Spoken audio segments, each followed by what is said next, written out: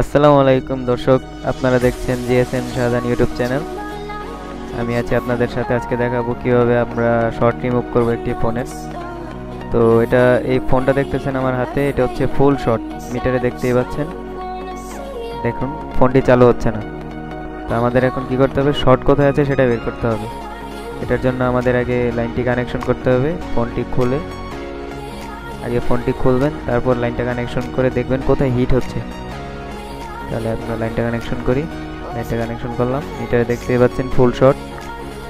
এবার আঙ্গুল দিয়ে দেখবেন কোথায় হিট হচ্ছে, সাথে সাথে বুঝবেন যে কোথায় হিট হচ্ছে, আঙ্গুল দিলেই বুঝবেন। তো এই দেখুন আমরা হিটটা পেয়ে গেছি, কোথায় হিট হচ্ছে, এই যে চার্জিং পিনের গোড়ায়। তো এখন আপনাদের কি করতে হবে, দেখুন চার্জিং পিনের সাথে একটি ক্যাপাসিটার পাবেন। ক্যাপাসিটারটার জন্যই ফুল শর্ট হয়ে আছে। সুইচের দিয়ে টান দিয়ে তুলে ফেলবেন। এই তো তুলে ফেললাম, দেখুন মিটারে দেখতেই পাচ্ছেন সাথে সাথে আমাদের শর্টটা রিমুভ হয়ে গেল। এখন আপনি চাইলে পাওয়ার অন করলে সাথে সাথে ফোনটি চালু হয়ে যাবে। দেখুন,